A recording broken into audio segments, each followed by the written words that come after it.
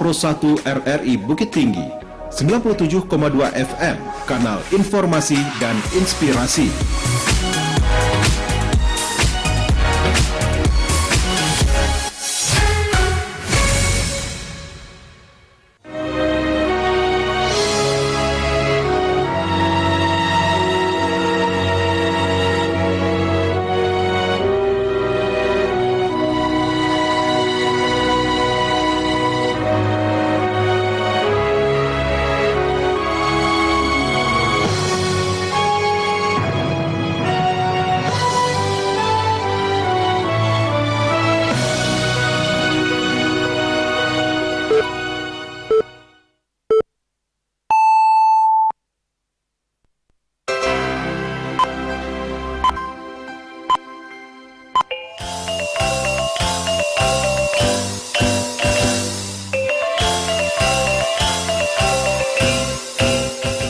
Pukul 3 balik waktu Indonesia Barat, Radio Republik Indonesia Bukit Tinggi, Jo Berita Daerah, Babahaso Minang. Sari Berita Utama. Uji coba sistem satu arah SSA di sejumlah ruas jalan di Kota Padang Panjang memasuki hari kelima. Secara keseluruhan berjalan lancar serta tak kendali. Peningkatan pelayanan dan pengembangan rumah sakit umum daerah RSUD menjadi salah satu prioritas pemerintah Kota Bukit Tinggi. Buletin Berita Minangko dibacakan Mutia Utami. Uji coba sistem satu arah SSA di sejumlah ruas jalan di Kota Padang Panjang memasuki hari kelima. Secara keseluruhan berjalan lancar serta tak kendali. Berikut laporan Nofri. Uji coba sistem satu arah atau SSA di sejumlah ruas jalan di Kota Padang Panjang memasuki hari kelima. Secara keseluruhan arus lalu lintas berjalan lancar serta terkendali tanpa kendala berarti dan menghambat pergerakan kendaraan. Kepala Dinas Perhubungan Arkes Servagus menyebutkan masyarakat mulai beradaptasi jobaya terhadap sistem baru ko. Dikatakan pelaksanaan hari kelima ko jauh lebih tertib. Masyarakat adalah mulai memahami dan mengikuti rambu-rambu lalu lintas, terutama di ruas Jalan Sudirman dan Imam Bonjol. Arus kendaraan lancar, tidak ada kemacetan dan berarti. Dinas Perhubungan bersama unsur terkait lanjutnya telah melengkapi titik-titik strategis jo rambu-rambu tambahan sebagai penanda arah dan pengingat untuk pengendara. Selain itu, koordinasi jo berbagai pihak jo taruh dilakukan, termasuk para pengusaha angkutan antar kota dalam provinsi atau AKDP, angkutan perbatasan hingga angkutan dalam kota. Disampaikannya, sebanyak 122 personil gabungan dari TNI, Polri, Disub hingga Satpol PP diturunkan mendukung kelancaran uji coba ko. Arkes juga mengimbau kepada masyarakat agar tetap mematuhi rambu-rambu yang telah dipasang dan memberikan saran atau kritik jo caro nan santun. Khususnya di kawasan pasar, tujuan utama dari sistem ko adalah memperlancar arus kendaraan serta menunjang geliat ekonomi. Kita berharap ini jadi sosialisasi pertama. Kalau seandainya ini lancar, dengan mungkin ada kalau memberikan tanggapan positif, sehingga kami akan kaji dengan imbasnya. Pertama, imbasnya meningkatkan perekonomian masyarakat Pasar Padang Panjang. Banyak dari Pol PP, dari Disub, dari kepolisian, dari Koramil, dari Secata, dari Depom. Jumlahnya 122 orang. Arkes menambahkan, uji coba ko akan taruh dievaluasi Pemko Padang Panjang untuk menentukan skema tabaya nan diterapkan Kemuko. Pemko sebutnya berharap rekayasa lalu lintas ko menjadi solusi jangka panjang guna mendukung kenyamanan, ketertiban, serta pertumbuhan ekonomi masyarakat. Nofri melaporkan. Kepolisian daerah Sumatera Barat melakukan pengkajian terhadap tingginya angka kecelakaan lalu lintas nan terjadi di Provinsi Satampe selama operasi khusus Lebaran 2025. Selama operasi digelar Jo Kepolisian pada 26 Maret hingga 8 April 2025, jumlah kecelakaan yang terjadi di Sumber tercatat sebanyak 108 kasus. Direktur Lalu Lintas Polda Sumber Kombes Pol Dwi Nur Setiawan di Padang mengatakan, tingginya angka kecelakaan ko tentunya dilakukan pengkajian untuk mencari penyebab serta solusi yang diperlukan. Kombes Pol Dwi Nur Setiawan menerangkan jumlah 108 kasus itu tak bilang lebih tinggi jika dibandingkan jo periode nan samo pada tahun lalu, yaitu sebanyak 86 kasus. Dwi melanjutkan Polda Sumber akan taruh melakukan pengkajian terhadap data nan alah mereka miliki, sementara solusi yang ditawarkan adalah memperketat pelaksanaan ujian SIM bagi pengendara. Peningkatan pelayanan dan pengembangan Rumah Sakit Umum Daerah RSUD menjadi salah satu prioritas pemerintah Kota Bukit Tinggi. Selengkapnya dilaporkan Yudi Prama Agustino. Pemerintah Kota Bukit Tinggi dorong peningkatan pelayanan dan pengembangan Rumah Sakit Umum Daerah RSUD dan rencana itu telah disampaikan ke dokter spesialis, dokter umum, dan dokter gigi di Dinas Kesehatan, RSUD, dan Puskesmas Kota Bukit Tinggi. Wali Kota Bukit Tinggi, Ramlan Nurmatias, menegaskan RSUD harus dikembangkan, pola koordinasi antara Puskesmas jo RSUD Bukit Tinggi juga harus ditingkatkan. Seluruh pasien dari puskesmas nan memang membutuhkan rujukan dan ke depan harus dirujuk ke RSUD Bukit Tinggi. Ramlan Nurmatias menyampaikan, pasien nan kabarube ke RSUD akan dijampui dan diantar di ambulan nan standby 24 jam untuk menambah layanan dokter spesialis di RSUD juga akan ditambah. Saat Pemko Bukit Tinggi memiliki 1 RSUD dan 7 puskesmas, ada satu lagi tambahan puskesmas di Birugo dan segera dioperasionalkan. Sejumlah program ulas Ramlan Nurmatias akan segera direalisasikan untuk menunjang peningkatan layanan dan perkembangan RSUD Bukit Tinggi. RSUD Kota Bukit Tinggi Kemuko juga memastikan kesiapannya dalam memberikan pelayanan terbaik kepada masyarakat, keselamatan pasien, dokter, dan tenaga kesehatan juga harus menjadi prioritas utama.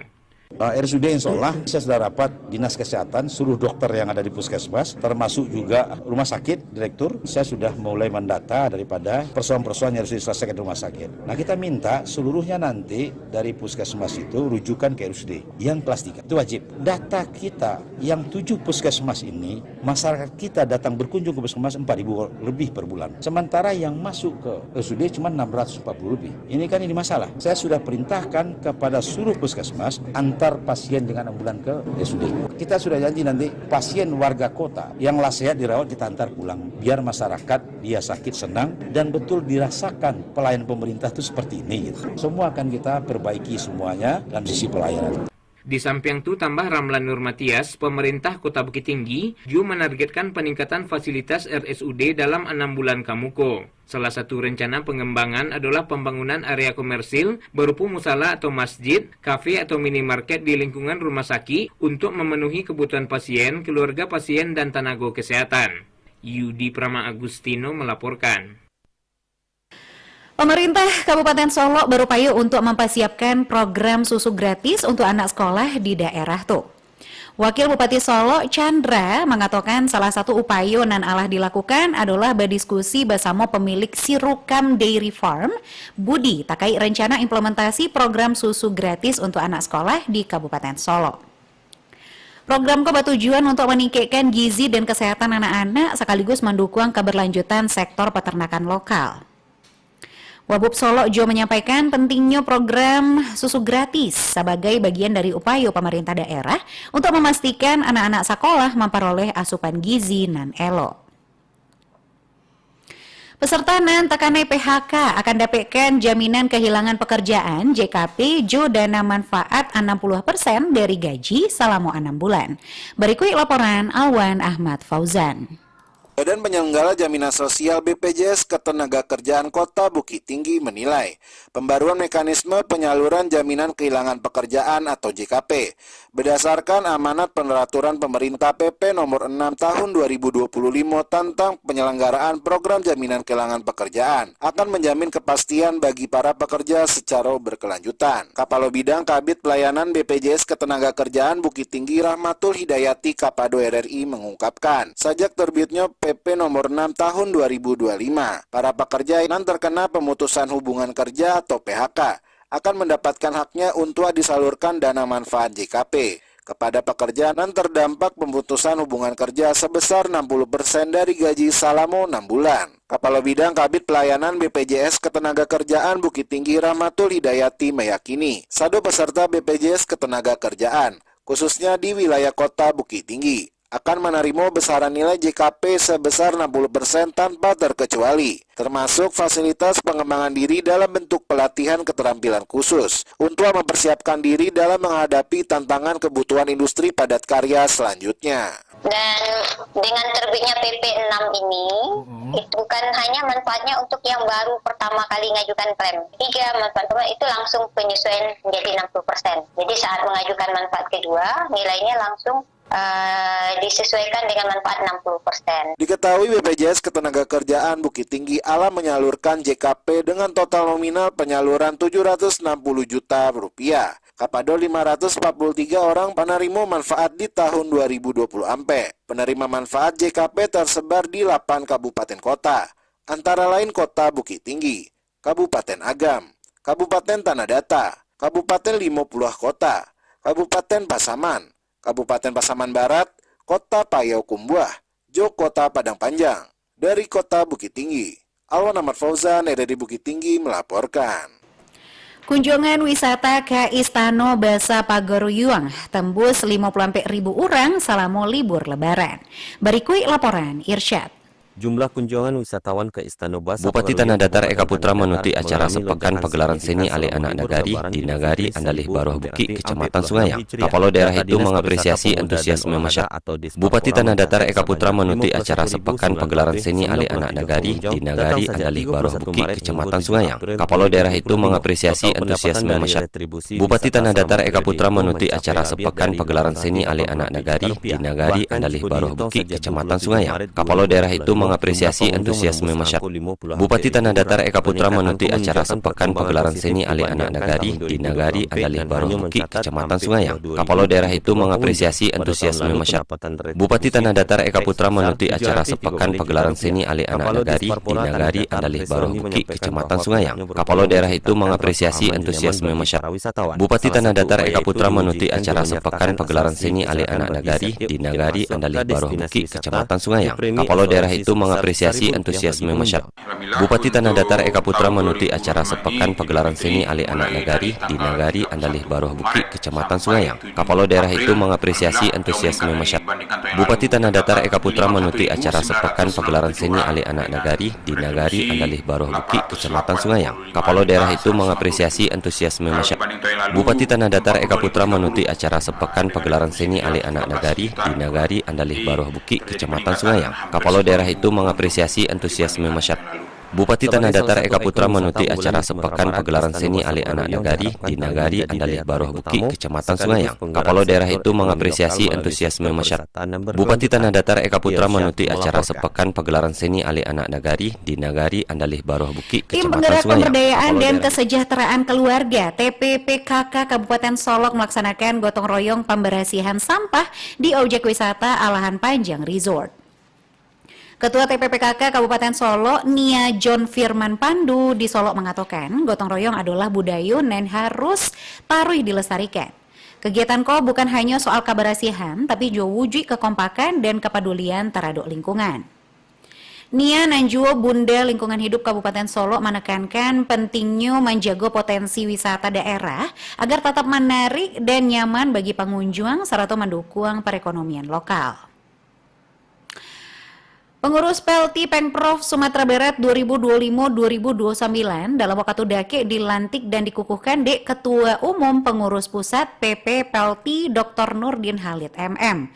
Berikut laporan Joni Marbeta. Persatuan Tenis Seluruh Indonesia PLT Pemprov Sumatera Barat kembali fokus mempersiapkan pelantikan dan pengukuhan pengurus Maso Bakti 2025-2029 dengan menghadirkan Ketua Umum Pengurus Pusat PP PLT Dr. Nurdin Halid MM. PLT Pemprov Sumatera Barat kembali fokus mempersiapkan pelantikan dan pengukuhan pengurus Maso Bakti 2025-2029 dan untuk pelantikan kepengurusan baru dilakukan dalam waktu dake usai Lebaran Idul Fitri 1446 Hijriah serupa diutarakan di Ketua Pemprov PLT Sumbar Profesor Dr. Saryal Bahtiar MPD. Lebih lanjut Saryal Bahtiar Jalehan nan Kiniko kesehariannya sebagai guru besar ilmu keolahragaan di UNP tu bahwa kemukunya Pemprov PLT Sumbar harus solid.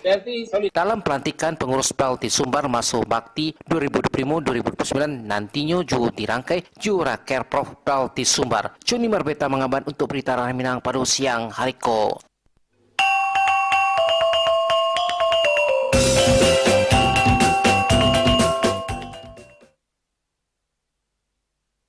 Komite Olahraga Nasional Indonesia KONI Pusat memerintahkan KONI Provinsi Sumatera Barat segera menyelenggarakan Musyawarah Olahraga Provinsi Musorprov.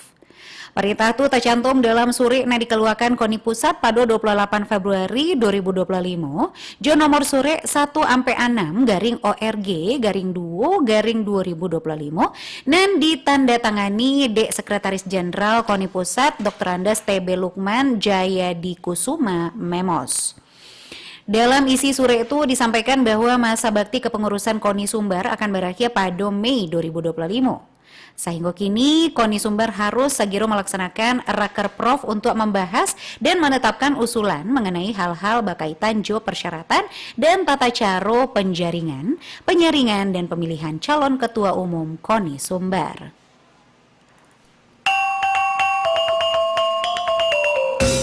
Sekian berita daerah Babahasa Minang untuk siang hari Senin sampai balai April 2025. Berita daerah selanjutnya dapat didengarkan besok pagi pukul 6 waktu Indonesia Barat. Ambo Mutia Utami, salamai siang.